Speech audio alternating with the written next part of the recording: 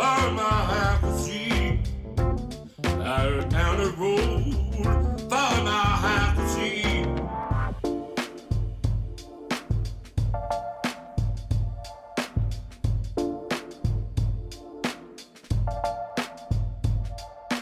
Out down the road for my half a seat. Out down the road for my half a seat.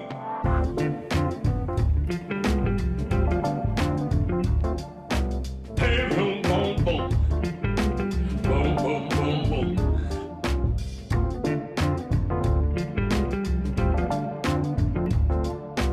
Hey, boom, boom, boom. Boom, boom, boom, boom.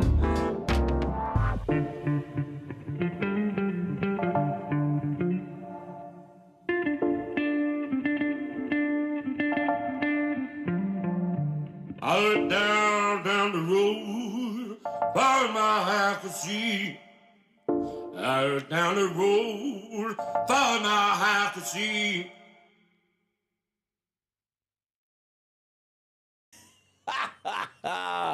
How's it, everybody? And welcome to the Daily Pidgin. My name's Andy Bumatai. And I'm James Money. And if this is the first time you're watching this broadcast, right, we're on the internet side, but we edit out a television show that airs here in Hawaii and in Las Vegas. But this is the internet side. We'll give you fair warning before we go to TV. Right, James? Fair warning is fair. Fair warning. But you know what? We have a special guest today, Yes. and we're really looking forward. This goes all the way to Seattle. Mad Statter, you guys need to carpool if you have to. Please help me welcome Mr. Kermet Apio. How's it, Kermet? Yeah. Hold on. Let's give you the... Please sit down. Sit down. If you don't know Kermit, an amazing stand-up comic. I just saw, by the way, I just watched your dry bar thing. Amazing, right? And Slacky over there with Corey Titterman, right? You guys gig a lot. Yeah. We do. Yeah. Thank you for having me on. I appreciate it. Yeah, you're very welcome. And what's the weather like there? It has rained all week, and I keep telling people, if I want this, I'll move to Seattle. Same thing. Rain. A little bit of sun today, but nobody knew what it was, so everybody was throwing rocks at it. Hey, Devin says, hey, look, Devin says, Kermit, I know you from Dry Bar too. But Thank it's, you, Devin. Kermet, Thanks for watching. Kermet, right? It is. My parents spelled it differently than everybody else because my mom didn't like she didn't like Kermit. She said that sounded, she didn't like the sound that Kermit, so she made it Kermet. Ah, the vowels matter. Really? Long vowels matter.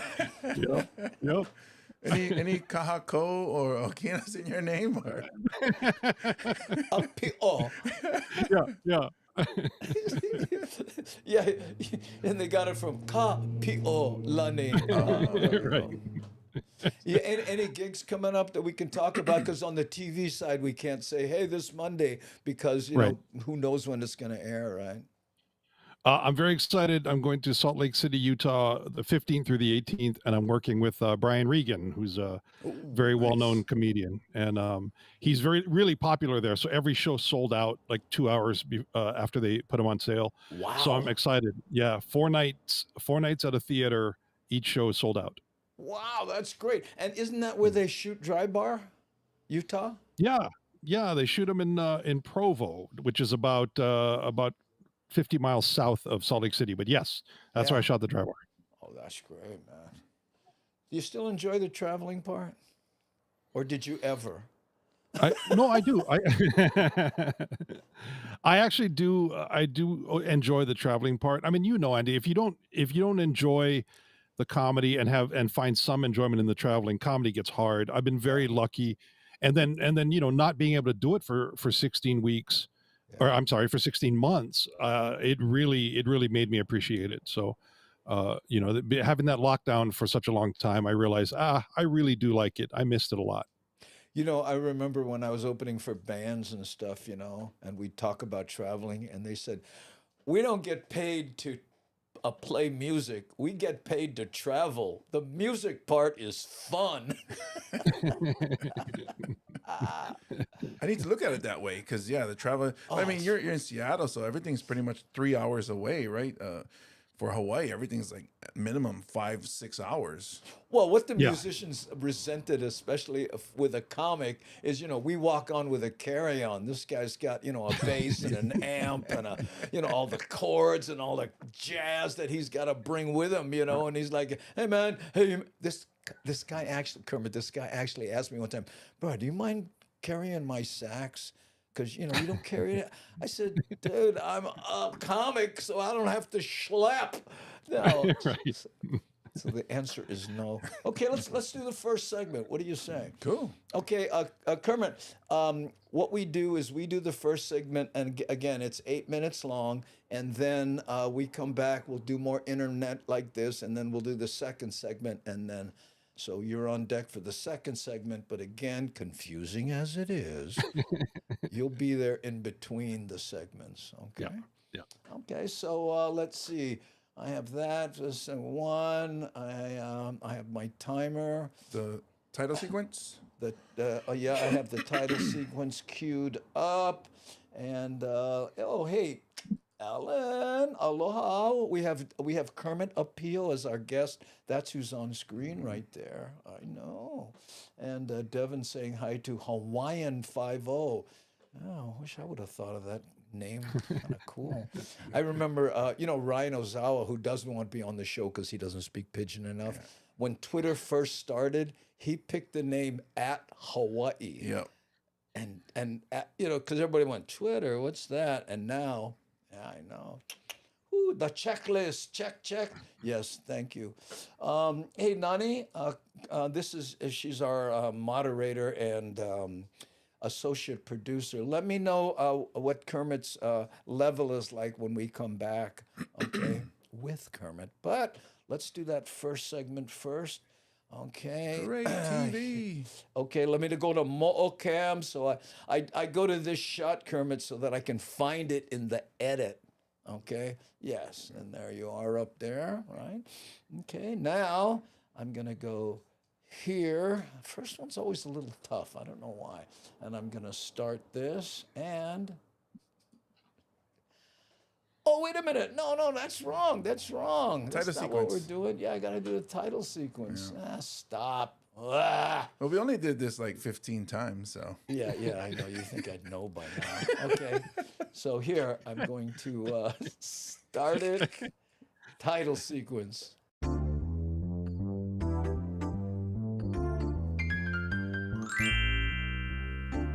Hey, how's it? Like a full-time job. Yeah. Good thing neither of us are working. And then tell me what you have. So, it's so funny.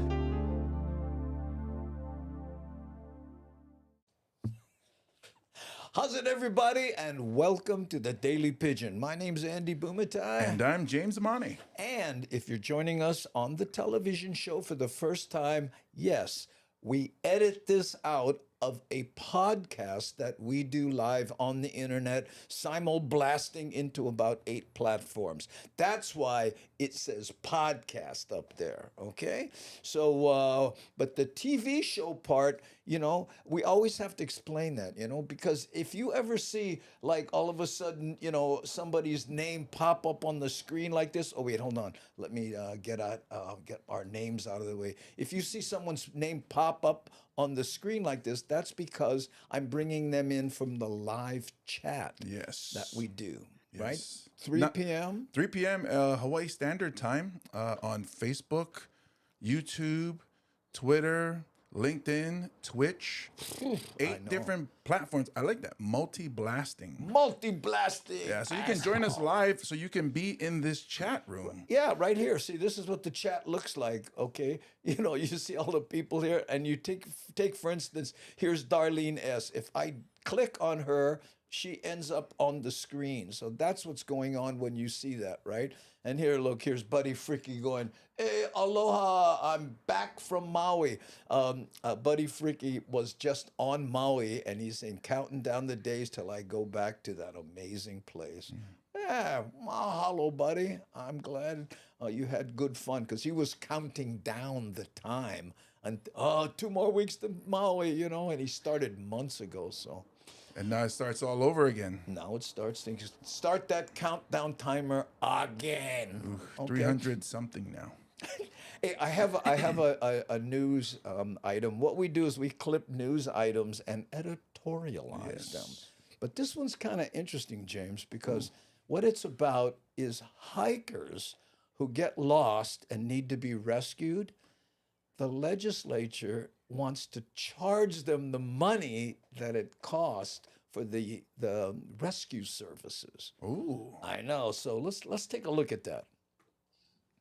A proposal moving along in the legislature looking to deter hikers from trespassing closed trails or dangerous behaviors on them What a chicken. by having them repay for their search and rescue. You get to keep Our all the emergency chickens you responders, as find. well as the community, they go out there and they risk their own lives to find people Is she that standing on the decide road? to go off the trails. And those signs are there for a reason, because there could be danger on the other side.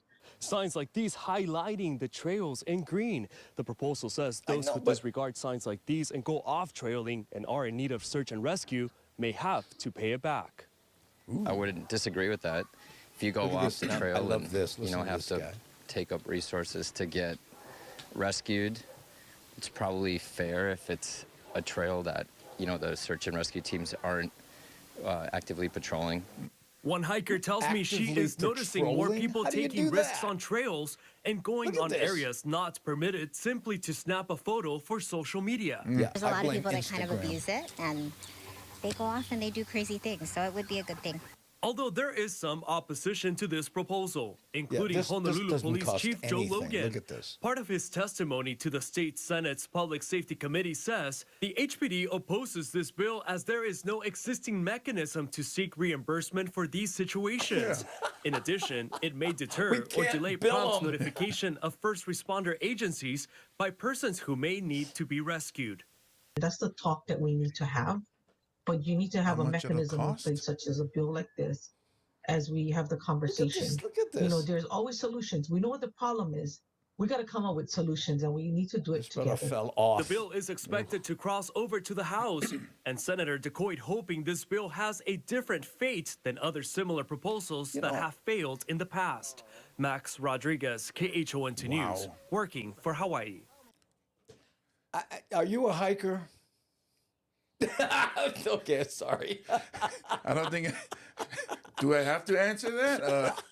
Or should I just leave the show? Yes, only hikers allowed. No, I am definitely not a hiker. Same. In fact, I know my daughter, she loves to go camping, right? And she always says, "Dad, let's go camping." And I said, honey, I just can't go camping, while I'm paying a mortgage. Because it's like practicing to be homeless. I just. Right, and the people out there on the trails. Oh, isn't this wonderful? Wait, look at this. Let's go get an Instagram shot and end up in a helicopter. I don't know, man. Yeah, I wonder how much they would charge. Like, did they say, oh, it costs us this much gas, and there was 7 rescuers, so their hourly rate is this. Well, I don't know. When I was shooting, making films and stuff, a helicopter is $300 an hour, period. And it's probably $500 now because it's been a while since I rented one. But so that's $500, and how long does it take to get up there, to back, and then you have all the people? It's got to be thousands. It's got to be So, thousands. Thank you if this does pass, because it's another excuse for when people say, hey, you want to go hiking? And I just can't afford it. It's like, Well, not only that, bro. You know that little basket that they drag. Imagine. You said little basket, yeah. Well, it would look like a little coffin. I'm sitting there going, oh, bro, we need the basket extender. We can just double up on the baskets for. Oh, so they're gonna have regular basket and then Samoan basket. They got the Samoan basket. It's like a menu. Okay, what nationality the brother? Oh, Japanese. Oh, it's only 400. Samoan. Ay, sos mere Jose. This one over here, 1,500. We need the 7XL basket to get this guy. How you, Dennis Grau, right there? We've done a lot of shows together. Yeah, I see that. Okay. I don't know if you specifically go against the sign posted and willfully trespass. I feel like there should be consequences. I do too. Yeah, a I little do too. pa'i or sasa, as the Samoans would say. Just a couple cracks, you know. Couple cracks. You Why you learn. leave the trail? I told Learn. you, follow the chicken. I guess they want some like hiking bouncers or something to keep people on the trail. Uh-oh, you're going to get emails. You're going to get emails. Excuse me, maybe you should stay on the trail because we don't want to give the helicopter more business. What accent is that? I knew you wouldn't recognize it. Folks, thank you for joining us on the Daily Pigeon. We'll be right back with our special guest, Kermet Apio, comic extraordinaire, after this. Woo! It's so funny because you said never to introduce a comic that way. Well, no, for a On live stage. show. Yeah, on stage. For a live show. Yeah. Yeah, Kermit, we were talking about the worst introductions you can have, right? And you get that guy who's, ladies and gentlemen, this comic is going to have you rolling on the floor. He will be the funniest comic you ever saw in your life. Yeah. Ladies, and then you go, oh, bro, no pressure there. Yeah. So anyway, you see how the television part goes. Yeah. Yeah. And we, see, my goal, Kermit, is to do a live podcast on TV with live chat, right? Right. Why no one has done that yet, I don't know. Look at this. Rick says, I must be a hiker. Darlene S. is always telling me to go take a hike. Watch out. I'll play the Rickfoot video. This Howley Tira need one Samoan basket.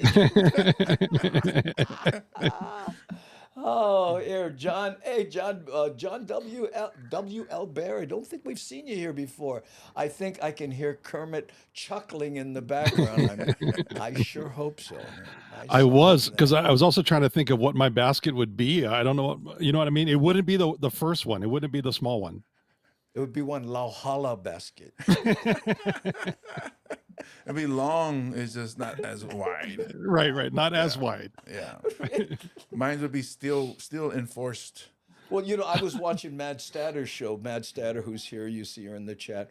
She has her Chatter with Statter show. So I was watching it, I think it was yesterday. And she said, did you know the difference between a coffin and a casket? Do you know the difference? No. Okay. A coffin, right, has a lid that comes off that it's like, and a casket has a hinged lid. And not only that, a coffin has that coffin shape, and a casket has that rectangular shape with a hinged lid. Oh. So the coffin is like the wood crates. I think I don't know. I When you see in the old Western movies. I was responsible for cremating a friend of mine, my best friend, and I go to the coffin place, right? And they said, well, you loved him, so I'm sure you want the rosewood casket for $3,000. And I went, and burn it? I know my friend. He'd come back from the dead and kick my butt if I did that. Put him in a cardboard box. Give the money to his mom. Gone. Funny. IKEA casket. Exactly. Or Amazon basics casket. I figured out the other day why I like Amazon and eBay and all that so much. Because you get to create your own Christmas. 5 more days and it'll be here. All excited like a little kid, Okay, let's do Kermit's first segment here. I'm going to Yep. do that. I'm going to segment 2. Yep. This is Kermit. Okay. Oh, thank you. Look, Rick S. Ha, ha, ha. This is an example of the fascinating topics we cover on Chatter with Statter. Well, believe me, comics is going to steal that line because we know a little bit about dying. Yeah. When we cremated my mom, we went to the cardboard box route. I did it. I'm not joking. Cardboard box. Right. In fact, I have him in a coffee can, what's left of his ashes, because he loved coffee. So instead of an urn, I put him in a coffee. I like one of those old style coffee things. And we're paddling the canoe out, to scatter his ashes in the ocean. And one of the paddlers, he turned to me and he goes, "So, Adra, your friend, he like coffee?" Oh, yeah. Oh, okay. All right, here we go. We're going to Mo'ocam, boom, so I can find it in the edit. And then I go here, get prepared for that, and then start this. And we are back. Thank you for rejoining the Daily Pigeon. My name's Andy Bumatai. And I'm James Money. And we have a special guest. Yes, we do. A comic who many have seen on Dry Bar Comedy. He's coming to us from Seattle area? Seattle, Washington. Seattle, Washington, where he tours the country, packing houses all over the country. Please help me welcome Mr. Kermet Apio. Hi, thank you for having me on. And I know you've been waiting to ask the question. No, I'm not a hiker. It's very obvious. Although I will say this, I do hike depending on where I find parking. Sometimes it can be called a hike. Yes. Yeah. Especially because you go to youth sports games. Yes. And that's a hike. That's a hike. Yeah. Or the Blue Note if you don't want to pay the $20 for parking. Unless you know the valet guys and they go, "Hey, Big James." Yeah. Keep it in front, boys. Hey, Kermit, tell the story about why your name is spelled the way it is, Kermit. Well, first of all, I want to say I wasn't named after the frog. I don't want to, because it looks bad to my parents. Sesame Street went national when I was 2, and so my dad was watching football the morning my mom went into labor, and there was a linebacker for the Miami Dolphins named Kermit Johnson, who had a really good game that day. Wow. So lucky me is my point. But I will say this, I'm glad he wasn't watching the Chicago Bears because they had Dick Butkus. This would be an entirely different interview if it was. Oh, it'd be an interview about psychology. And you're probably glad your dad wasn't a fan of ping pong.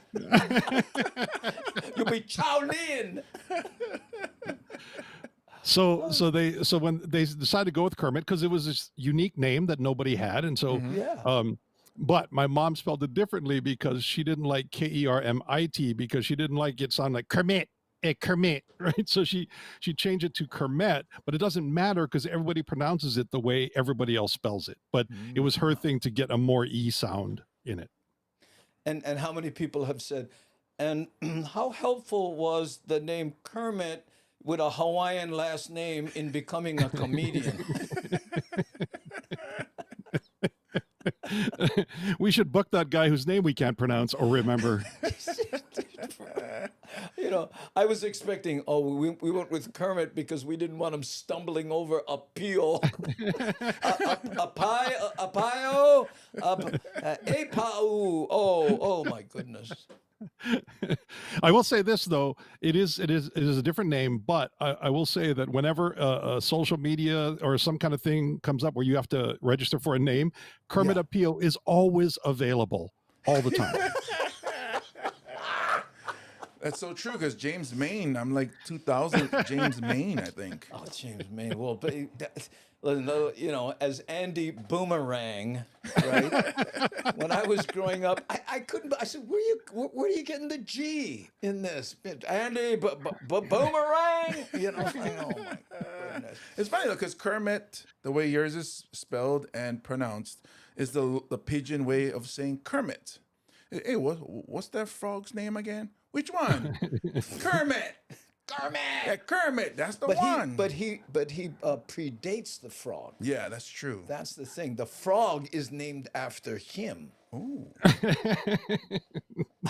I like that. Should be coming your way. No, I'm sure they were watching one of your shows when they were, they're coming up with that whole sesame concept and went, you know what? I gotta tell you.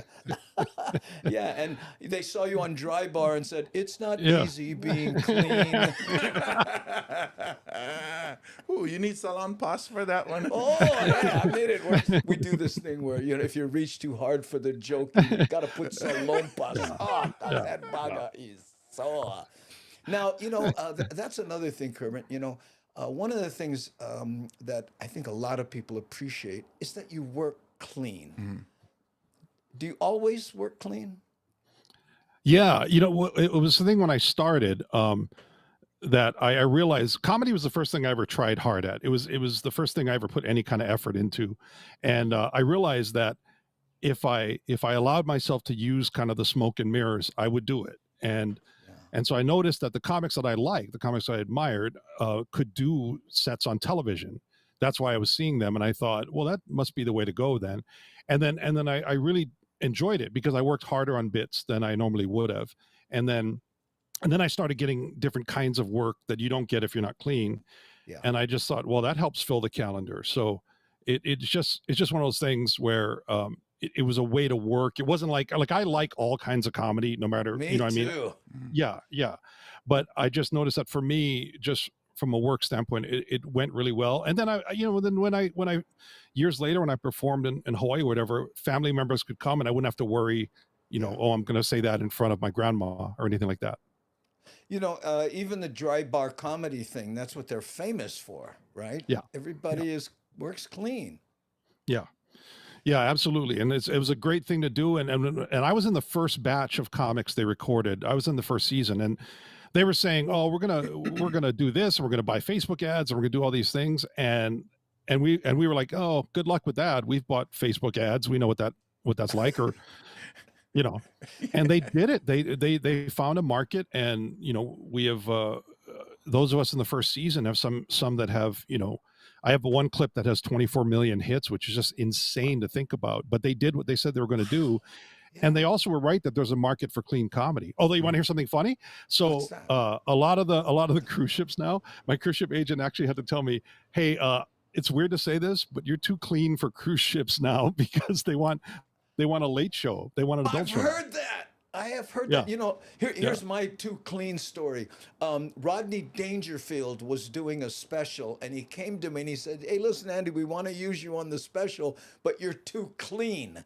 You're going to come off like Peter Pan compared to everybody else. Can you add some swear words? And I said, right. Where? He goes, okay, well, sorry. And he went with Sam Kinison instead. Wow. Yeah, so that was bink.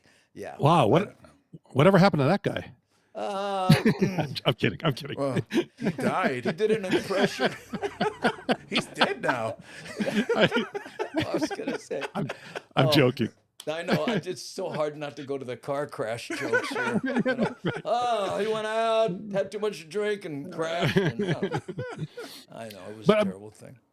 Yeah, there is kind of we're gonna there's the whole television thing here. I got about 12 seconds left, and I want to say thank you so much for being on the Daily Pidgin, and we will be right back with comic Kermet Apio after this.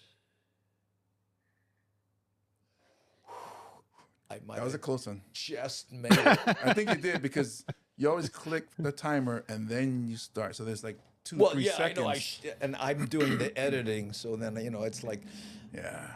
I'm rooting for you. This is a terrible and very esoteric analogy, but when you hang drywall, the tapers hate the hangers. Yeah. Yeah. Am I wrong? You can tell Yep. you work Yep. for they hate Yep. them. Oh, look at the way they did that. Oh. Okay, so I'm a taper and a on his way to Laughlin. Who's off the hook? Who's going to? Oh, he died. Oh. Yeah, he died in Nevada. Yeah. The name I couldn't think of was he died in the 550 Spider. James Dean. I was trying to say, yeah. Well, last I heard, he did a James Dean impression. Which would have. Well, that was the thing. I was trying to make a joke about like whatever happened to him, because by switching him into the show and like whatever happened to that guy. And as soon as I made the joke, I realized, oh wait, that story doesn't end well. I was trying to make a joke that he succeeded. He did really well. Like he was very famous. Yeah. And then I realized, oh, that's not a good ending. Yeah. But you know what, man? That's the way he would have wanted to go out. That was in his nature. Okay, I was right there when he was coming up, just before he made it and stuff. And at the store, they used to put him on dead last because he would clear the rooms and they could pick the glasses up. Remember those days? Yeah, his girlfriend was from Hawaii. No, that was no, she wasn't from Hawaii. That's the Japanese girl. Tatsui, what was her name? I forget her. I don't think she was from Hawaii off the hook. Anyway, okay. Let me reset things here. So I know. So this is. And while you reset that, I'm going to take a drink of this delicious Hawaii volcanic water. Oh my! Yeah. Where did you get that water, James? This comes from the earth under Hawaii. Yeah.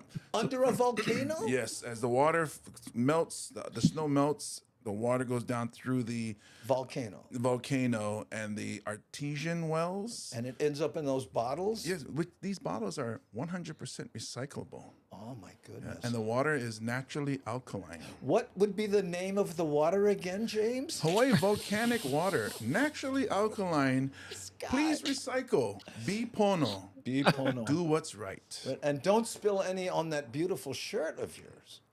I would never, because this beautiful shirt that I have on is from OahuGolfApparel.com, which is comfortable, light, and stylish. Look at this collar. It's so beautiful. Oh, it is beautiful. And they make it for people my size. This is a 6X shirt. 6X. Yes, and I look amazing.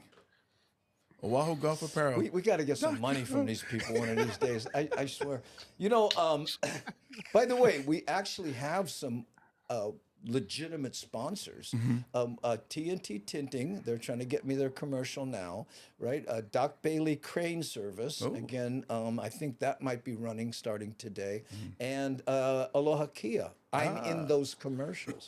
You know a guy. I know a guy, that's the guy right there. So this whole pesky making a living thing, Kermit, I gotta tell you. Right? Andy doesn't like to, Pimp out is the what's himself like that. So I'm that guy. Yeah, you're that. Give me guy. free food. I will talk about your product. But tell me this isn't a Samoan thing, Kermit. Ask the Samoan. You're asking the Hawaiian guy. That's what I'm saying. No, I'm asking the Hawaiian about the Samoan thing. They saw him on stage and said, "Whoa, there's our 6X model." Yeah. And sent him a bunch of shirts. Yeah. Oh, that's awesome. They said, that's a walking billboard. Let's put our shirts on it. So I either put it on my shirt or I use it to cover my sister's Nissan. Oh, look at this. That water is sold on the Strip in Vegas for $10.45. Wow. Well, you know why? Because Vegas, huh? Yeah. Because the time you spend drinking that water, you save $50 because you're not in the casino. And that's how they get you. Yeah. Also because they got to dig it out of the earth. Just from Kauai water, man. Something like that. But I got to say, Kermit, you have a beautiful shirt on yourself. Oh, thank you very much. It's from the Mother's Gift Collection. Ah. And it is Kermit Green. And it comes with a bottle of Mom's spit in case you get anything on yeah, it. You can get- yeah. You get a little Kleenex with it, and you can rub it. Yeah, there you go. Yeah. If you can Yeah. pry it from Mom's hand because it's there perpetually. All right, let's do segment 3. Yes, sir. Right? Okay. Anything you want to talk about that, or you just want to? We can just wing it. I'll follow along. Yeah. There we go. Well, he also does music too, yeah? Yeah. We'll talk about that. That's a good one. Thank you, James. Okay, let's go to Mo'ocam for the edit. Okay, there we go. I just realized I'm wearing the same shirt as the title sequence. Is that right? Well, you got to contact those people. I need more shirts. Please. Please. Okay, now we're here, and let me start this. And we are back, ladies. Oh, I didn't click it. Nope. Okay, here. Oh man, I went miss. Here we go. And we are back, ladies and gentlemen. My name's Andy Bumatai. And I'm James Money. And he's wearing the same shirt as in the title sequence. That's how buttoned up brother is. Yes. I'm telling you right there. And speaking of buttoned up, I don't know how we got our next guest. This brother is, all over the country. In fact, he's on his way to Utah to do some sold out shows. Please help me welcome Kermet. Come on, I can do this. Kermet Apio. Tongue Hello. twister. Hi, Kermit.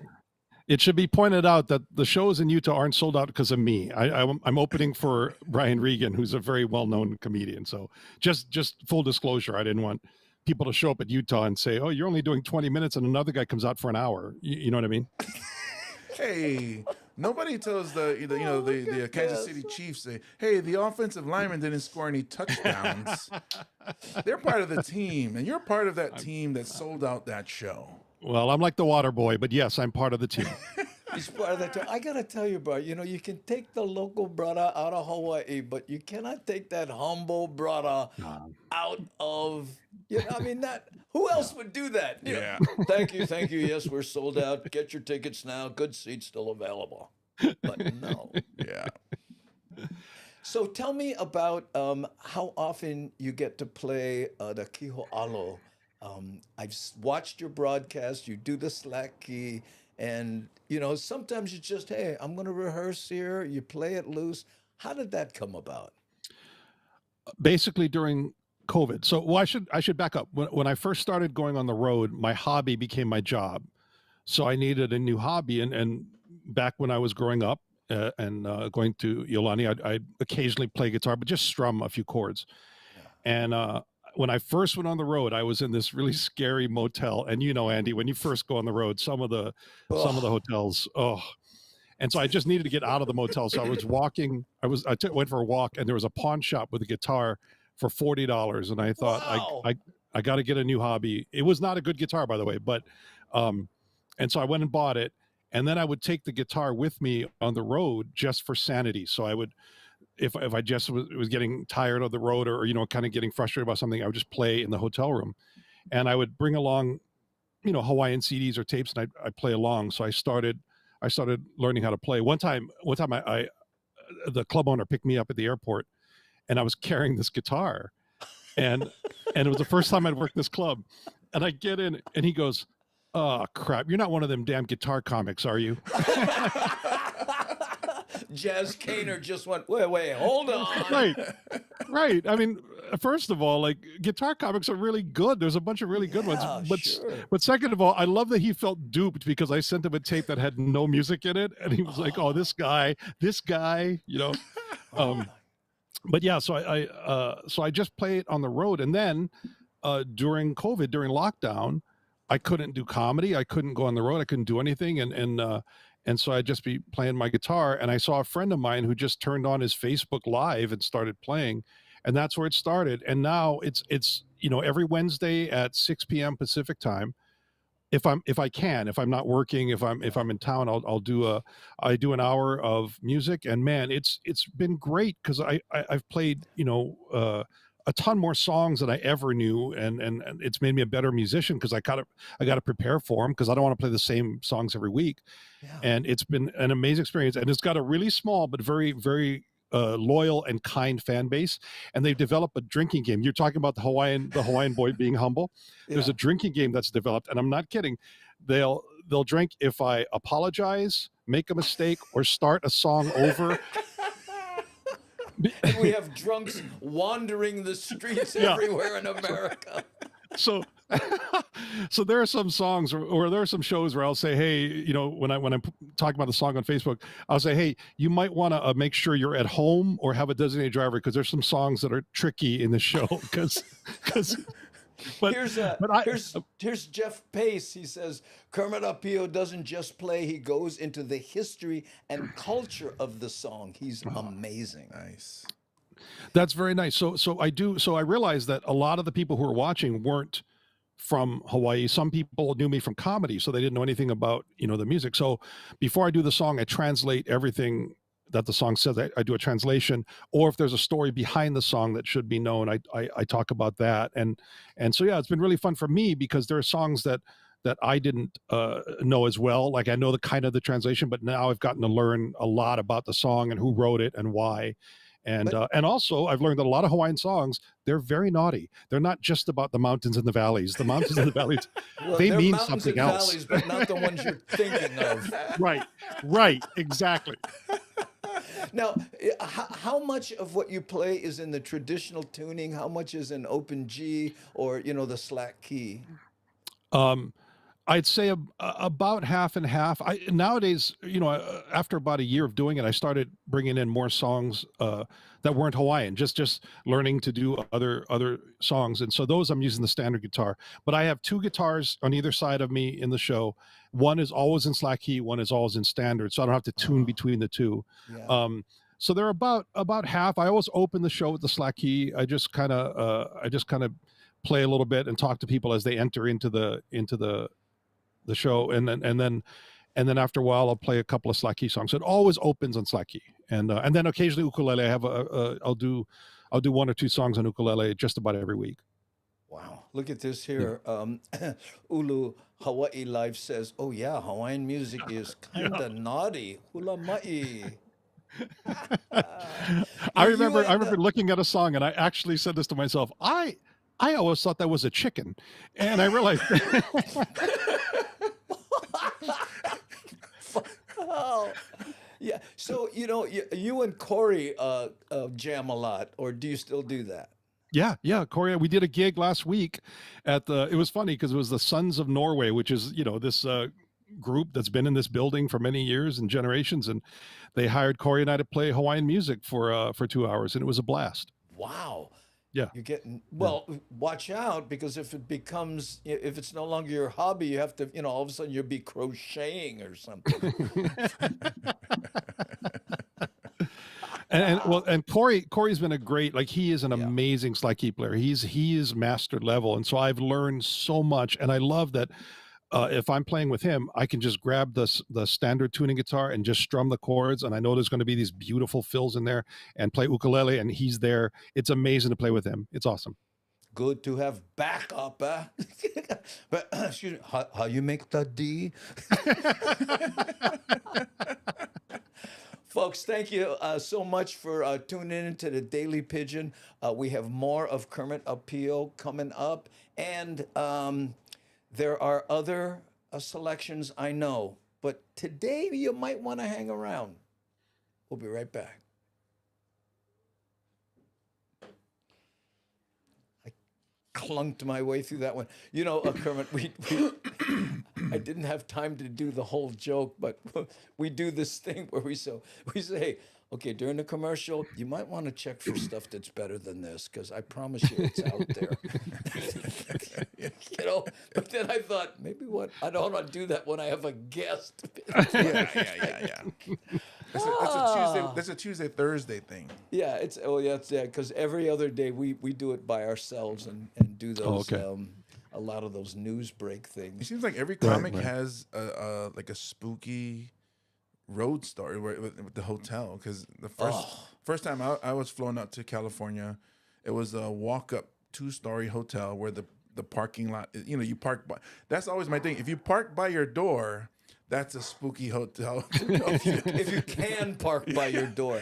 Yeah. Hey, So- when I was on the road with my motorcycle, I would find these cheesy places, with and then I'd open the door and roll my motorcycle in, so I didn't have to worry about getting stolen, And the maid would come in, and there's this Harley sitting in the middle between two beds, and I'm going, what? Wipe it off, Hey, look at this here. Jim Newberry says, "Hey, Corey was at my holiday today." Do you know Jim? Jim is a wonderful steel guitar player who, he's really, really good, and he really knows that old sound. He knows what it's supposed to sound like. We did a kanikapila at Kona Kitchen here in Seattle a couple of weeks ago, and I got to sit next to Jim, so I had his little steel amp was next to me, and I got to hear the fills he was putting in. He's Wow. really, really good. Yeah. Okay, here's my trying to learn slack key story. Okay, I don't want to do it on TV, but I'll do it here. So I'm living in an apartment in Makiki, right? And this is before I was even in comedy, right? And there's a Hawaiian guy there that used to park the cars, right? Pure Hawaiian brother sitting there, older man, and I would bring my guitar and sit next to him in the parking lot, and ga-ding, ga-ding, ga-ding, ga-ding, ga-ding, ding, ding. I mean, ga-ding, ding, and I'm practicing, right? So I've been doing this for about 3 or 4 months, sitting next to him, and he's just, get up, park a car, sit back down, okay. So I said, oh man, my finger's sore. He goes, yeah, hard, do that. Well, you play? Oh yeah. Play small kind.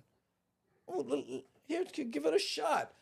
Bruh, ding ding ding ding ding ding boom bum ding. He's just ripping, Bruh, I've been here for 4 months struggling. Why didn't you say something? He goes, I never like being near LA. How old school is that? So when I started playing, I met some people in Portland, and they said, come down to this guy's house. We're having a slack key, bring your guitar and everything. Yeah. And at that point, I was just starting to play. I just learned tunings and really basic stuff on slack key. So there was this guy, and I don't remember his last name, but his name was Tom, and he was, this is 30 years ago, and he was old at the time, and he passed about 10 years later. But anyway, so everybody sits in a circle, and Tom starts a song, and everybody kind of joins in. And then he points to you, and you do a pa'ani, you do a solo, right? Yeah. And I was just so intimidated. But at one point, so he just plays through the song. And at one point, the song ends, and he points to one of the people in the circle. Yeah. Because I should say this. So slack key, a big part of it is using your thumb, right? The tunings are so that you use your thumb to do the bass, and the other fingers do the melody, right? And that's really important. So he points to this one guy, and he goes, hey, you're not going to use your thumb. Tune up to regular. Whoa, sorry. Well, you're not going to use your thumb. Because he was he was strumming chords, right? And I was thinking, I don't want him to chew me out. I'm gonna try and do this right. Like I was really scared, like he was gonna single me out. So I was really trying to do the thumb thing. And afterwards, I talked to him, and he said, I told him, I said, I'm really new to this. What do I got to do? And he said, don't worry about the other 4 fingers. He said, use your thumb. Just play when you listen to songs. Play along. Just use your thumb. Use your thumb. Work on that first, because that's the basis of slack key. But this guy would call you out. That guy at the Chinese parking lot, right? He taught me this bong dung bong dung dung bong dung bong dung dung, and I picked it up and I went, all right. I played it for somebody else. I started playing same thing, newbie, and a guy went, bro, where did you learn that? That's old school. The way I guess they have names for all that stuff, and amazing. Yeah, and that's what they want you to learn old school first, and then you pick up other styles or learn your own, figure out your own style. But they want you to learn. It's like you learn the old school first, get that bass, figure out what chords go on top of that bass, and then branch from there. And I'm so glad I got to sit in with him about 4 times before he passed away, and never even knew his last name. I just knew a guy named Tom who would teach everybody. Okay. Well, I'll tell this story. I've told it before. The Hammock Jang gangs heard it, but for your benefit, right? I was sitting in one of those round things, right? And there was a bass, a big, full, upright bass sitting there. But the people that were there were like Robert Casanero, Daryl Lupanui, Melvin Lead. I mean, it was like slamming, right? So what I did was, now they're all playing, I pick up this bass and put my ear up against it and really quietly sitting there trying to pick out something that would work, thinking nobody could hear me, right? Like boom, boom, boom, right? And Robert Casamero reaches over, touches me on the shoulder, and I look and he goes, "Stop that."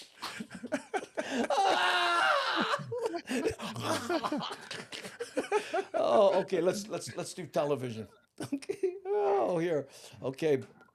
Cam, right? And this is segment 4, right? Yep. Segment 4. Okay, we're going here. Oh man, and we start. Oh, folks, let me tell you, you gotta join us on the internet side, 3 p.m. Hawaii Standard Time, weekdays in most social media platforms, so you can see the behind the scenes as we're making this TV show. Because we just had a conversation with our guest Kermet Apio, and he's talking about how, you know, he needed a new hobby because his hobby became his job, stand-up comic. So he decided to do. Now he's getting good enough at that. Soon, I got a feeling he'll have a crocheting channel.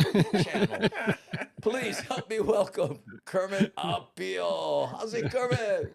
How's it? Thank you for having me. By the way, I want to say, so you talk about the music. In November, a bunch of really amazing musicians come up and they have the Seattle Slack Key Festival. Oh.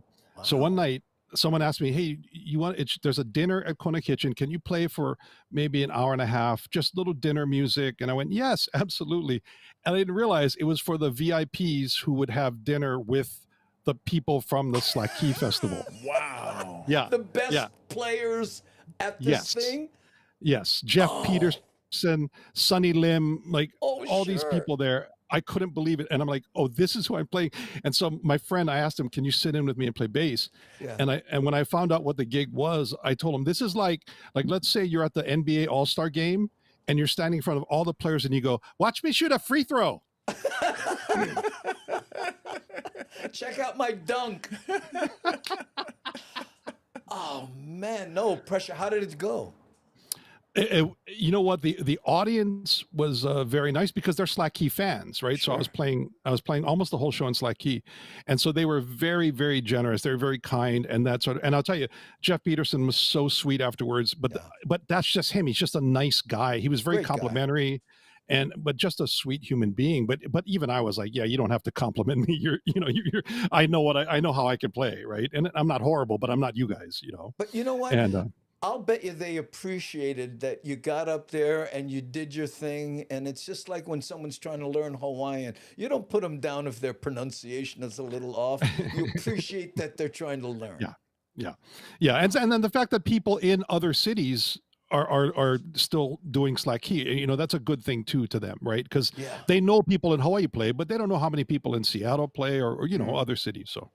Well, I when I was talking to Robert Casamero, I interviewed him at one point, and he said the Hawaiian culture is almost more robust, you know, amongst the people who have been, you know, migrated, as I like to put it, you know. Well, we miss it, right? It's something that we have to make the effort to see and to be a part of, right? Because when we look outside, it's 35 degrees and raining. It's not, you know what I mean? So for us, it's something that really is important to us, especially to me. You know, when people see your last name, local people, you know, let's say they're in Seattle, they're new there, and they go, "Oh, Apio, oh, brother, gonna be all local. We go check out some local kind comedy." Did they ever get to the show and go, "Oh, I don't know what happened"? Yes, a little bit because really to some of the more distant relatives, I sound like Game of Thrones to them. You know what I mean? I sound like Jon Snow.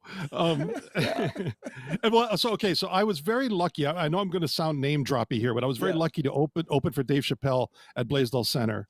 Yeah. And I had a great time, but I could definitely feel the first, because they're there to see Chappelle, not anybody else, and then I get introduced, right, and they mention that I'm from the area, and there was a beginning part where I kind of realized, especially that front area, that VIP area, where they were like, "Who's that? He's from here, but I don't know who he is, and he doesn't sound like he's from here," and He's basically, Kermit. and so right, so early in the show, I said, "Hey, I was born and raised in Eva Beach, and there is." A bunch of claps way up top, and I said, "Yeah, of course the Eva Beach people are on the highest level, of course, right?" and and then Waiting that to come down. right, trying to sneak down into the 100 level. So it was one of those things where I had to really kind of prove it in a way, because I don't speak, and I don't want to, like, there are things where I might, if I'm talking about my dad, I'll speak the way he speaks, but I don't want to force in Pidgin material just to make sure I'm from here, right? Yeah. So you're right, Andy, it is a thing where I do have to kind of prove that I am from there in a way, and I don't mind. I get it, and but it's there. It's definitely there. But you know what? A lot of times, and and James and I, we just did a show, right? We always say in Hawaii, they know you're from here because of the sensitivity you have to the cultures. Like we do Samoan jokes back and forth all the time, but you Right. could do them in a room full of Samoans, Right. because and that's the difference, I think, between the real local comics and the people that come here and go, oh, those Filipinos sure talk funny. Yeah. Yes. Hey, here, Music is Life says, hey, Kermit, have you played in the Wahine D tuning? I have. I don't do a lot in it. I play in Wahine C because it's a good singing for me. I've played it. I played the Wahine D, but yeah, I mostly stay in Taro Patch and Wahine C. Look at this. Lida says, I love when locals talk Pidgin but still speak proper English. Well, when we're in Waikiki, James and I, again, we just did it.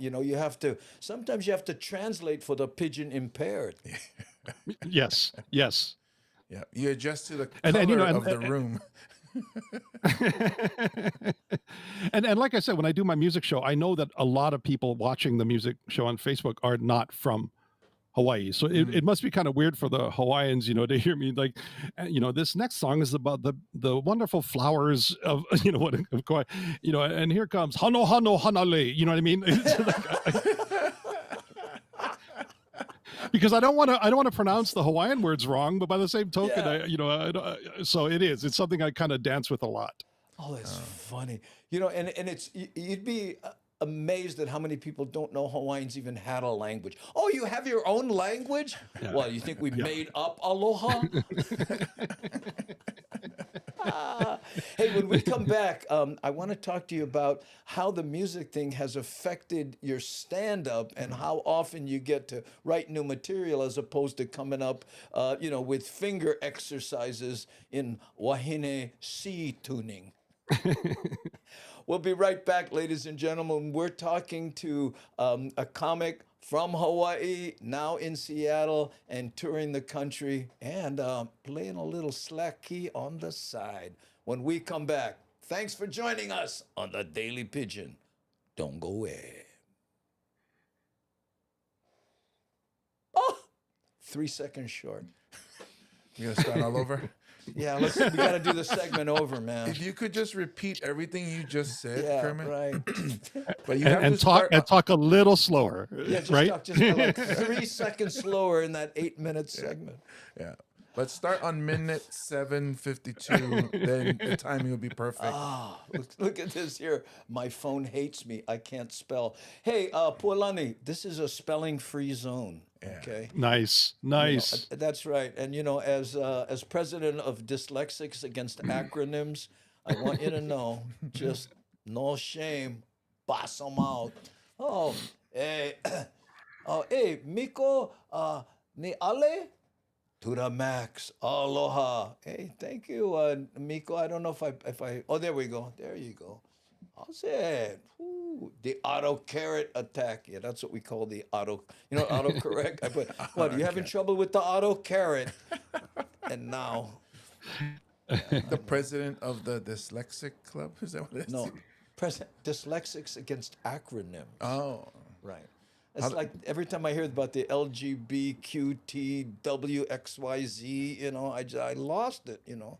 I don't know how many people are in there. He said, hey, Andy, you guys really cracked me up. Can't stop laughing. Oh, mahalo, Ellen. You're saying the right words in front of 3 comics. Right, right. Kevin Frazier says, only if you have a Windows phone, then it Bill Gates you. My phone negates me. Steven is asking, is that a Weiland painting behind you? Oh yeah, Steven wants to know, is that a Weiland in the back in It- that core frame? It is a Weiland, but it's not an original, which would make sense if you'd seen my act. I mean, I can't. I'm just not. I'm funny enough to get a lithograph. You know what? I don't know if you saw this one here. You see this in the background on this Mo'o-cam, those 3 pictures. Those are Robert Lynn Nelson, same thing. Yeah. Behind the monitor. I used to showcase them pretty much, but yeah, same thing. Lithographs because I misclassed that day. Yeah, and this one is nice because below the water is Weiland, and Yeah. above the water is Roy Tabora. And so I love this one. So I don't know if you know Roy. He does waves really well. But Oh, are you're serious? yeah. So he does. Whoa! Let's see. Yeah, tilt up there. Let me. Okay. There you go. Oh, Shoot, what am I doing? We saw it for a second. There. So Oh, so- I love his waves are amazing. So they did a series of paintings where Weiland did underneath and he did above, and I'm in love with all of them. And this was my favorite one. Yeah, I remember Roy Tabora. You know, I'll tell you something else though. He's popular unless you're a surfer because then it's like, oh, too windy. Look how choppy that baga. Yes, I like yes. him more He clean always than that. Yeah, he always has wind coming off the waves. And it's just beautiful. But the way he captures it, it really looks. That's what it looks like when It you're out looks there and the like that. wind. It's choppy and yeah. Right. That's exactly how it looks when you go. We'll go eat. Yep. And you go back in the car and go home. Oh, that's my little dog there making a. It's so funny. She used to bark at James so much, and now climbing his lap. Oh, Hey, Mitsui Oh, is how asking cute. if you know any good Yuji Okamoto stories from Kona Kitchen. Who? Where's that? Yuji Oh, Mitsui yeah. 20. Oh, Mitsui 20. Yeah. Kermit, do you have any good Yuji Okimoto stories from Kona Kitchen? I did a movie with him. yes. Oh, that's so awesome. He's the nicest guy. So the first time we when they opened, my wife and I were just dating, and I said, "There's a new place called Kona Kitchen. Let's go check it out." And so we went there to eat, and on the walls had a lot of like Karate Movie Kid. posters. Yeah. Big Trouble in Little China. I'm like, oh, this is cool. They, everything, and so we kind of ordered, and I was kind of walking around looking at it, and there's Yuji at the bar. I'm like, oh my god! So I went and sat down by my wife, right, and I said, I know why the posters are up. That's the guy from the movie. That's From all these movies. Yes, from those movies, right? And I was trying to figure out. Uh-oh. Did he freeze up? Oh no. Uh-oh. What to do? Oh, there he and, is. Wait, and hold on. Look, Are you guys still this there? is the non-internet part, right? I mean, this The is the internet part, yeah. non-TV part. Correct. Oh, there he is. He's coming. Oh, no. Yeah, What happened? You're kind of Your signal kind of cut out for a second. yeah. You're kind of you're really jerky. And you know what I think it is? Anytime you try to talk about food on this channel, everybody starts, wait a minute. Hey, Kermit, can you hear me? Can you hear me, Kermit? Oh no, that's not good. Okay, you know what, Kermit? um, can you hear me? Okay, Kermit can't hear us. Ooh, okay, let's let it sit for a while here. And Lida says, "Oh, see," and Oh, he cut out. He's probably gonna try to. yeah, he's come gonna back he in. probably try to come back in. Yeah, there he is. Let's try. What a guy, Kermit. You there? I am back. Sorry Yeah, about yeah. that. I think that was my end. No, you know what, man? I was trying to tell you, hey, I was about to tell you, go out and come back in, and Oh, okay. being the Okay. super geek So- that you are, you knew. All right. So you want me to continue that story? I don't know where we left off. Yeah, no. Your wife you're at UG's restaurant, and you're like, Right. this is the guy in all the posters. Right. So I'm trying to figure out, like, should I go bother him? I didn't know if he's a celebrity. I don't want to, bother anything. And then all of a sudden, while we're eating, I see him run outside the bar and run down the block. And I kind of look out the window, and I guess some guy had tried to walk out on his tab, and Yuji went and got him and put him in like a half Nelson and took him to the ground, and then and waited there for the cops. Wow. And so yeah. So I got to see him actually be an action star, and I told my wife, yeah, I'm not going to bother him. I'm going to leave him alone. I don't think We'll take care of his tab while we're at it. all that research for Karate Kid 3 paid off. But he turns out he's a really nice guy, Really and nice guy. and their daughter, their oldest, was born like a month before our daughter was born. So they've known each other, and whenever we'd go there, the two would hang out. They wound up when they were teenagers, they wound up being in the same volleyball club together. They were teammates on a volleyball club.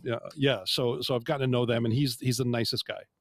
Here's what Kavehilani says. If you're a regular on Kermit's Wednesday music hour, bottoms up. Oh, that's in reference to the drinking game, right? Bring a drink. Yeah. Oh, okay. Hey, welcome Raiders. Yeah, we have a Raider. Thomas the Turtle brought in a party of 5 rating us from the Twitch side. So that's it. Hey, Matt Smith says, it's not a show with Kermit without a technical difficulty. Also a reason to drink. All your people are doing shots right now, Kermit. Yeah. Yep. Yes, it's not doesn't happen a lot, but when the show gives out, they've decided that's another time to drink as well. So, and that's a double shotter. Okay, I'm resetting the clock, and then this is the last segment, right? No, segment 5. Huh? Segment 5. Oh, we're at 5. Yep. Okay. Oh, good. We have another 8 minutes, and then a 6.5 after that. Okay. And I think it's great, Kermit, because we've been out of material for about 15 minutes. Yeah. So, kind of like on stage, isn't it? Yep. Hey, here's Michael, your writer friend, saying, "Hey, how's it, James, Kermit, and Kinako?" There we go. So when we come back, we just say, "How's everybody feeling?" Anybody from out of town? Yeah. Where are you guys from? Any couples here? How'd you guys meet? That's funny because a lot of people that are watching, they don't get it. They don't get it. Yeah. Well, explain it, Kermit. When someone says, "Hey, where are you coming in from?" At least you want to do it on the TV part. Yeah, I'll leave it up to you guys. Okay. What's that? When Did we we do come it on back the on- TV? yeah. Dude, okay, Yeah. we'll do it on television. Okay, let me go here. Oh man. Okay. And we start this. And we're back, ladies and gentlemen. We've been talking to Kermit Apio, and again, on the commercial break, he said something that had James and I cracking up. We're going to try to recreate it for you because we don't want the people watching on TV to miss out too much of the backstage action. So please help me welcome once again Kermit Apio. How's it, Kermit? Hello. So what we were talking about during the break was, being out of material, and you're on stage. Your live performance, packed club, and you blank out. Where do most comics go? We go, hey, where are you guys from? That's the go-to. That is, it's just I'm from Barstow. right. Yeah, that's right. Oh, that explains the tractor outside. I mean, there's all the kind of things you do. That was fast. That was a good one. That's a good one. You talk about those those hell gigs, right? Those little spooky hotels, right? I was in Barstow at like a Holiday Inn one time, and I go down to the restaurant to eat, right? And right in the middle of dinner, all of a sudden the lights drop and the stage lights up. I'm like, what the heck? And now, ladies and gentlemen, the Filipino Elvis. And this guy gets up there and starts doing Elvis tunes in that strongest man. Filipino accent ever. I almost fell on the. And now, supposed to end is near, and we have paced our final curtain. I'm like, I lost it. Amazing. Love me tender. What was? Give me an example of a gig that stands out in your mind. With oh man, I gotta get an agent.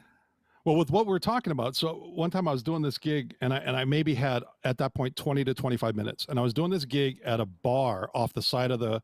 It was a lobby bar inside of a Quality Inn, and and right off the freeway, right, and so there's about 8 people, but 2 of them were sitting at the bar, not facing the show, Yeah. and the other 6 didn't really know there was comedy. So it's kind of just one of those things where they turn down the lights and they say, hey, we got a big comedy show, please welcome. And so I'm in front of essentially 6 people, and in those gigs you don't hear laughter, so the material goes quicker, right? So you're trying to make sure you can still do the 25, because if you don't make it to the 25 window, you don't get paid. So you're trying to so you try not to burn materials. About 15 minutes in, I'm doing the hey, where are you guys from, and I'm not good enough at that point. Right, exactly. I'm from, it doesn't matter, right? Because I don't have anything to say about it, right? And I'm trying to riff. I'm not doing very well.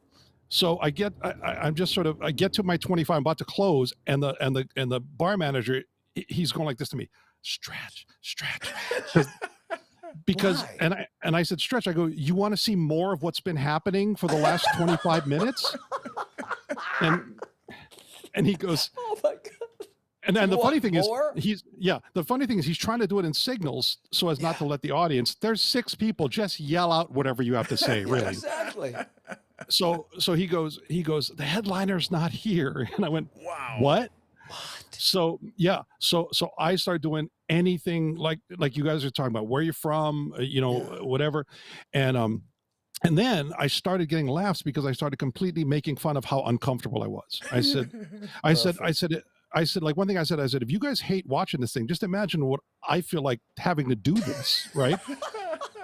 And so I got to, like, it was like 35 minutes in, and I said, if he doesn't show up soon, I'm going to be doing like tributes. I'm going to be saying, I think Jay Leno said it best when he said, And now I'd like to do. Oh, that's too funny, man. I wound up doing, the headliner thought the show was at 9, but it was at 8. So I wound up doing 50 minutes. He came in at 10 to 9. I did 50 minutes with 25 minutes of material that wasn't even going well. And at one point I started doing stuff that I didn't do that night. And I said, folks, I'm about to do material that I decided I shouldn't do for this show. That's how bad this material is. Like 6 people in a lobby bar. I thought, no, don't do those jokes. No, right? you don't want to burn that stuff. right. And I wound up doing those, but they were kind of laughing in a way that they sort of were enjoying the sort of, that I sort of was honest about what it was. And so the second half hour was actually a lot better, and it taught me a lot about living in the moment and everything. But yeah, that was a horrible situation that wound up actually teaching me something. I was in Las Vegas, right? And I was opening for Natalie Cole. Okay. And at this period, she was having some serious issues and often came in late, and I got this one, right? One time she's just like you. I'm like, 45 minutes past my comfort zone, right? So I do this thing where I say, Natalie will be doing some material that her father did. and it's, to me, the best part of her show. So if you don't mind, I'd like to do some material my father did. Unfortunately, he was a welder, right? So I drop down, turn the mic sideways, and go on the thing. The band is falling out of their chairs, but it's one of those things where the audience is like, "What the heck is this?" I just, oh my Well, God. I got to say that, I remember one time getting to share stories with you like this and hearing you tell these kind of stories that were similar to situations I had. And I know it might get uncomfortable for you, but you're one of the reasons I do this. You're one of the reasons. I remember, I mean, because there were when I was a kid, there were comedians, but nobody was doing that. Just stand up, man. Just living out there with you and your words and your stories. And when I got your album, I listened to it all the time, and then your specials came out. So you're one of the reasons I do this. So when I hear you tell stories like this, it's the coolest thing to me, right? Oh, thank Because you, man. Oh, thank because you, it is, brother. and I remember when we did that, when one time I got to sit with you and we were telling little road stories, and I was just like, wow, Andy's been to that same horrible gig I did. That, like, it was I the paved best. the way for bad gigs. Yeah.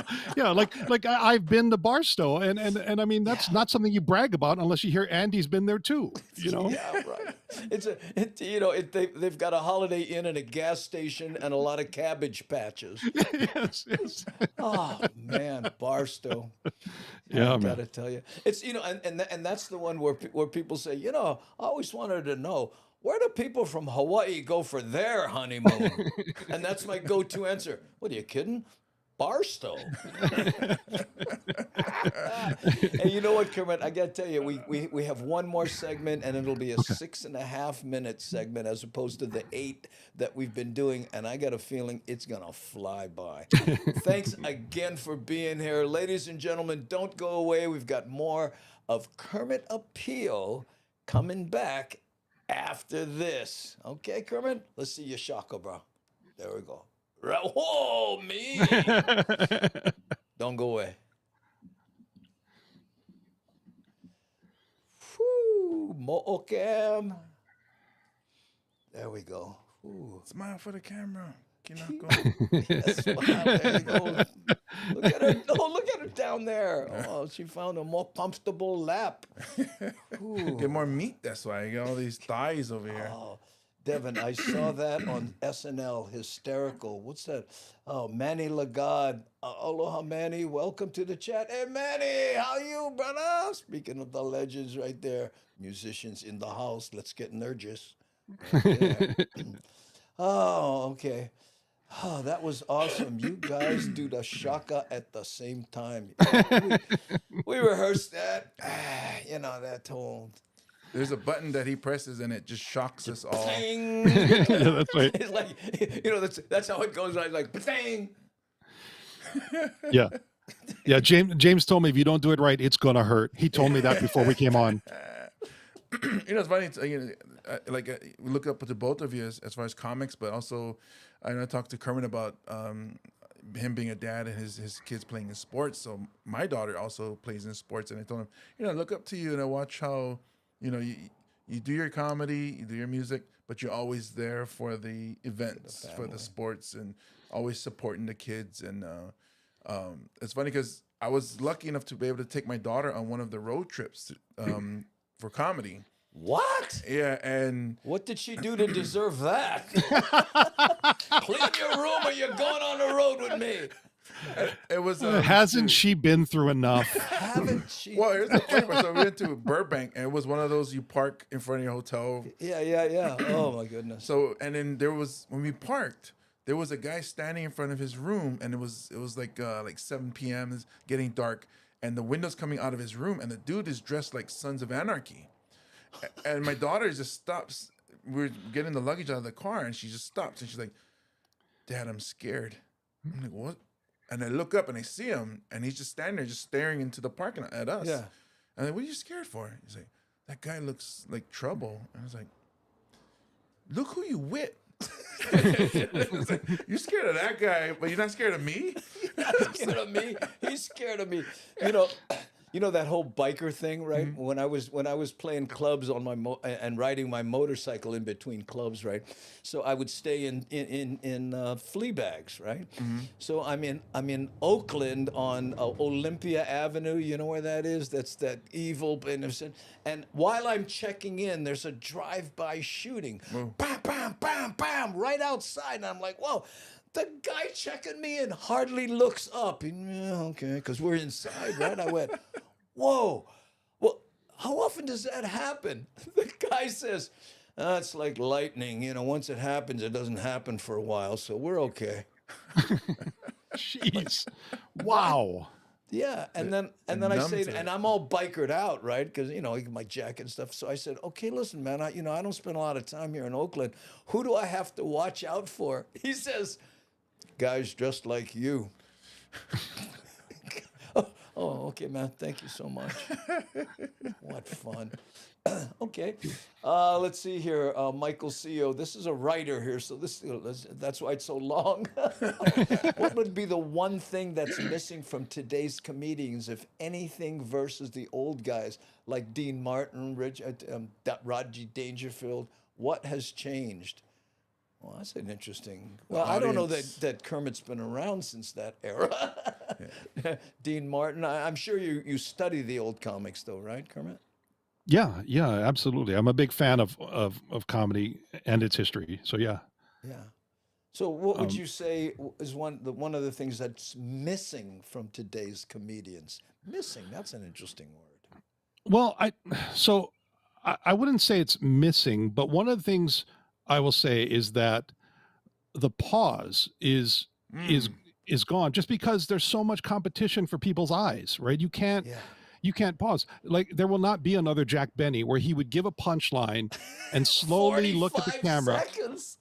Yeah. And he would look at the camera and just stare at it, and you could feel the audience laugh and then laugh again, like another bigger laugh, right?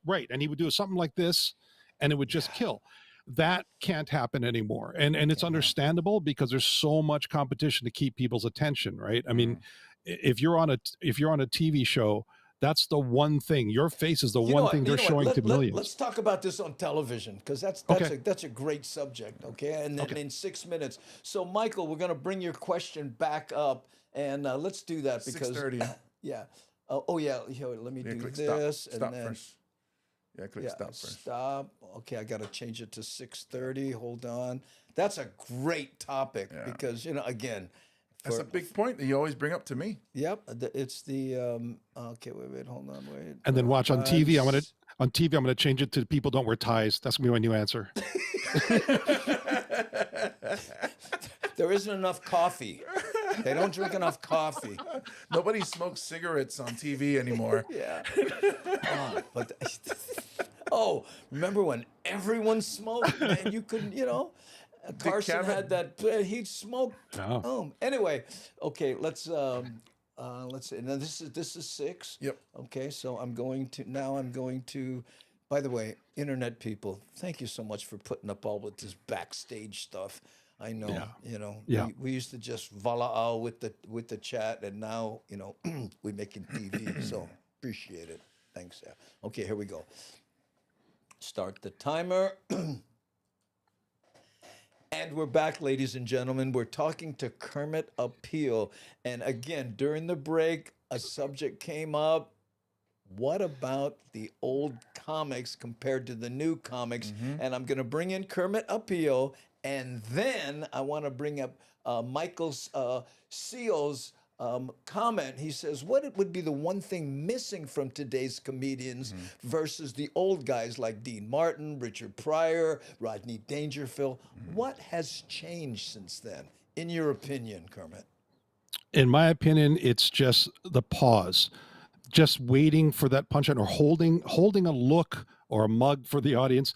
That's gone. And I get it, because nowadays you got to compete for clicks. There's so many other things people could be watching, whether it's TV or on their phone or whatever. So comics don't pause anymore. But yeah, the old Jack Benny, the look, the hold, the look at the camera, the little motion, and you could feel the audience. He could get 2-3 laughs off of one punchline just by holding that look or that face. That will not happen anymore. There's no more pausing. And not that it's bad. it's the way things have gone, and it's a natural progression. But man, when you watch the old comics, even Sid Caesar, as manic as he was, he could hold a look, right? And they're just, but back then there were only 3 networks, and so you weren't competing with too many people, right? So it's not going to happen anymore. But I think the pauses I miss a lot. And social media has a lot to do with shortening people's attention spans. I heard a story of George Burns, right? And someone says, you got to pause more. And he goes, yeah, I know, but I'm up there and I'm nervous. I'm doing my act. And the guy hands him a cigar and says, go on with a lit cigar. After you tell your joke, take a big old hit. And that became his shtick. Wow.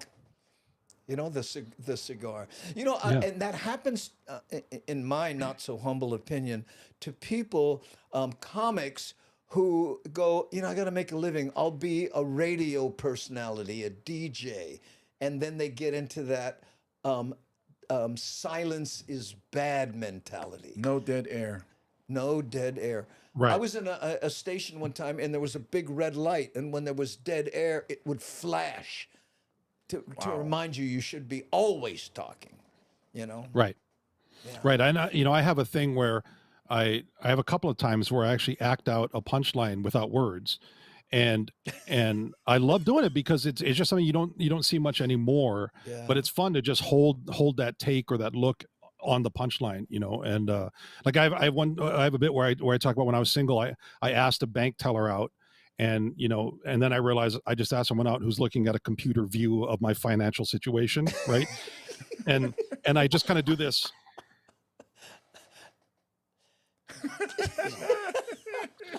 And, yes, exactly. And in a good audience, I can hold that. I can do that for a good 30 seconds, in my mind, I'm seeing you, you're her, she looks down, registers the amount, looks back at you. Right. I mean, it's gold. Yeah. It's gold. And go ahead.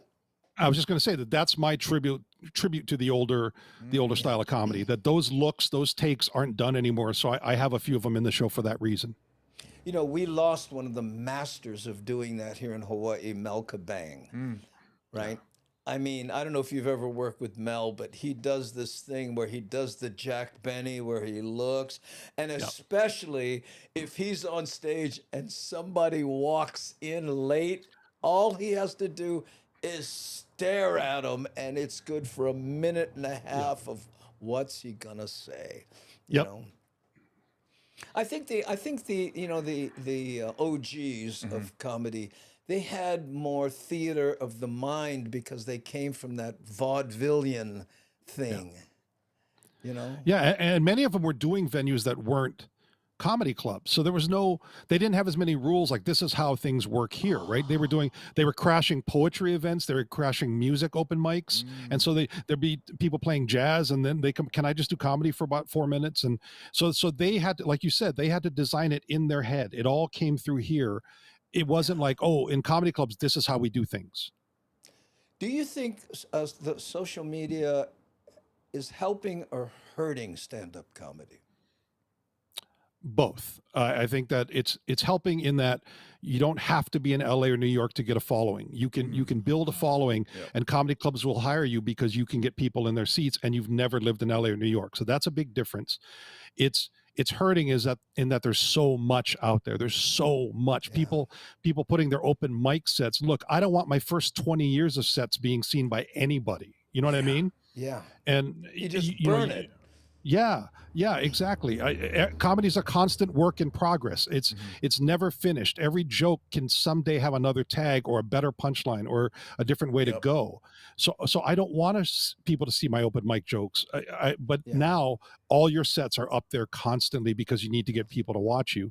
So so I think and there's other ways we could go on either side of that, but I think it's both hurt and helped.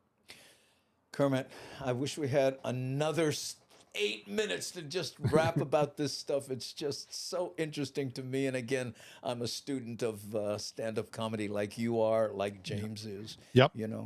I got to tell you, one more time, is there anywhere you're going to be in Utah soon? Yep, I'll be in Utah the 15th through the 18th, and then I'll be in Wisconsin on the 24th and 25th. March? And yep, of March. Yeah. Okay. Well, I hope this show makes it to TV in time to help you out a little bit. Thanks for being here, Kermit. Really appreciate it. Thanks so much for having. I love you both, and so I really, really was looking forward to this, and I can't thank you guys enough. Aloha, my friend. Thank you. Thank you, bro. Kermit has helped me, but he doesn't want to take credit for it. What's that? He's helped me with getting. So I promise not to say, but it helped me get in a big show. Yeah. And he keeps saying, don't tell the people that he helped me. No. No, and I just want to say I love you for that, and then also even ask for advice too. Kermit has helped me a lot. I appreciate that. And I'm going to go ahead and say what it is, because so Chappelle asked me to do the dates in Hawaii. I couldn't do some of them. I did 2 of the Maui shows, and then I did the Blaisdell show. Mm-hmm. The day after that, I had to fly out. So they asked me for a recommendation, and the recommendation I gave them was James, and he got to open for Chappelle, and I was 3 shows, thrilled. yeah. I was thrilled. So he went back. He went over to Maui and did the Performing Arts Center, which is a great venue. Oh, we'll be there. We're going to be there toward the end of the month. Oh, that's awesome. Yeah, it'll be Frank DeLima, Augie Tolba, and myself in the what big a room. show! Yeah, what a show! Fun. Well, I the reason I wanted to say what the gig was is because what should be known is that they got back to me and said that James did a really good job, and Dave was thankful for the recommendation. So there's Corey saying, Kermit, give on. Yeah, because I still keep in touch with Jeff Wills, and yeah, he's still he's you need any tickets for any shows coming to Hawaii? I'm like, I don't want to be that guy, just only hitting up for tickets, but it helped me out a lot. And even the advice you gave me, where he's like, you come out and you say, look, they put a local boy up on stage, and that really helped my confidence going into the show, because the crowd cheered for that, and then just getting that, got that, broke the glass, and then all of a sudden, here we go, let's rock it. And I'm going to embarrass James again. I've done this a couple times recently, but he likes to embarrass me. And I felt the same way working with you, Kermit. When you see people coming up and they're just starting and stuff, and then they're starting to get their sea legs, and all of a sudden, I got a chance to work with them at the Blue Note recently, right? And this happened between you and I one time. You're like the proud uncle watching. Oh, look, I remember him when he first, and all of a sudden he's killing so bad you're nervous. Have you put up with that at all? I mean, has that come up in your life? Oh, absolutely. So a friend of mine who you've actually worked with, was a long time ago. His son started doing it, right?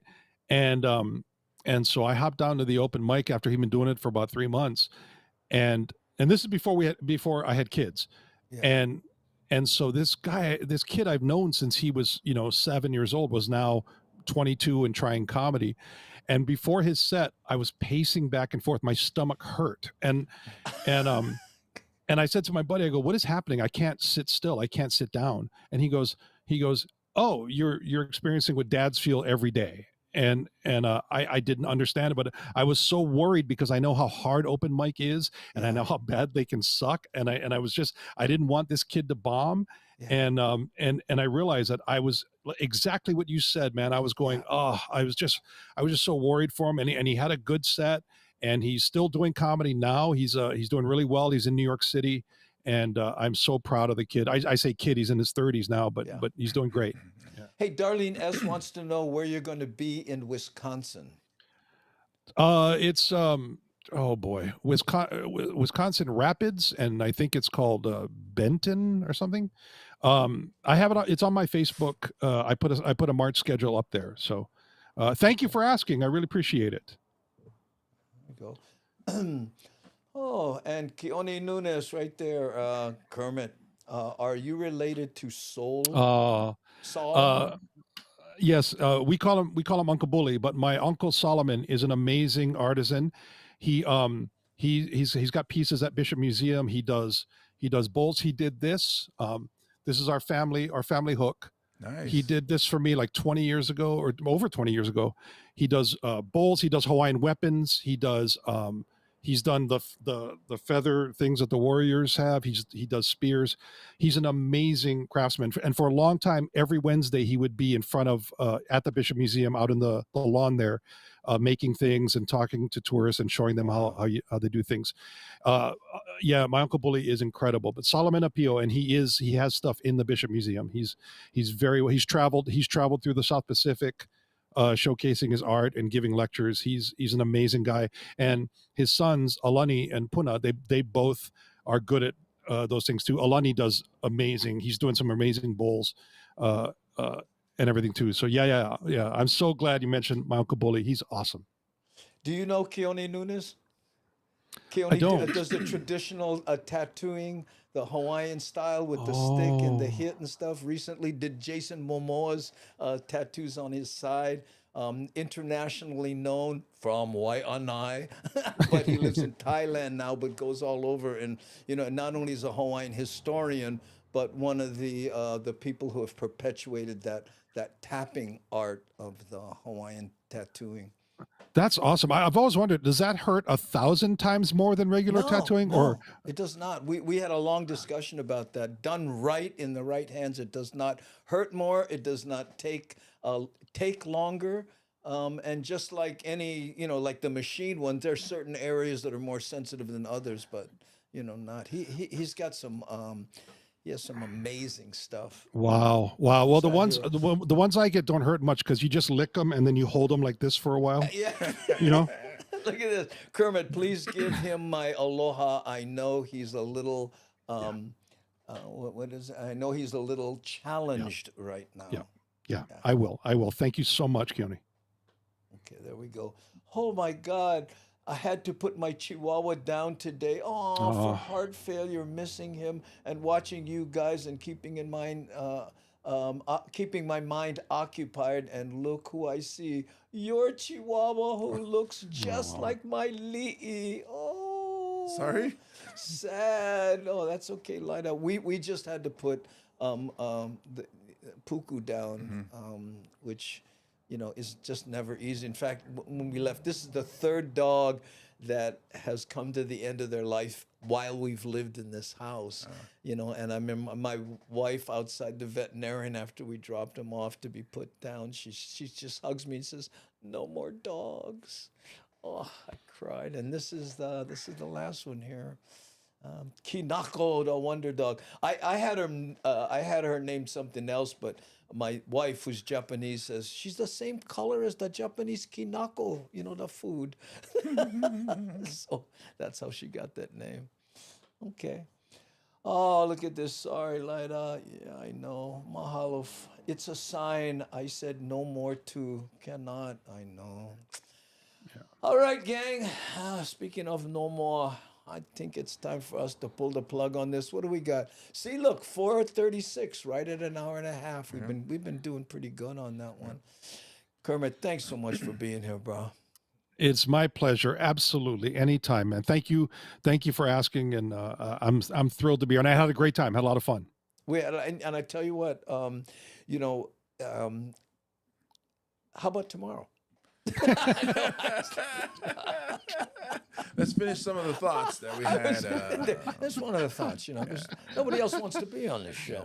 But hey, thank you so much. And for all those who are watching and who subscribed and rated and, donated on any number of the platforms, mahalo. Thank you to the Patreon people. Thank you to our sponsors on TV that you won't see. That's, TNT Tinting, was it Doc Bailey Crane and Aloha Kia. You'll see those commercials if you watch it on TV. But mahalo for being here, Hamajang Gang, and asking such interesting questions. Okay, mahalo. We're going to pull the plug. Thank you, Aloha Kermit. no, gang.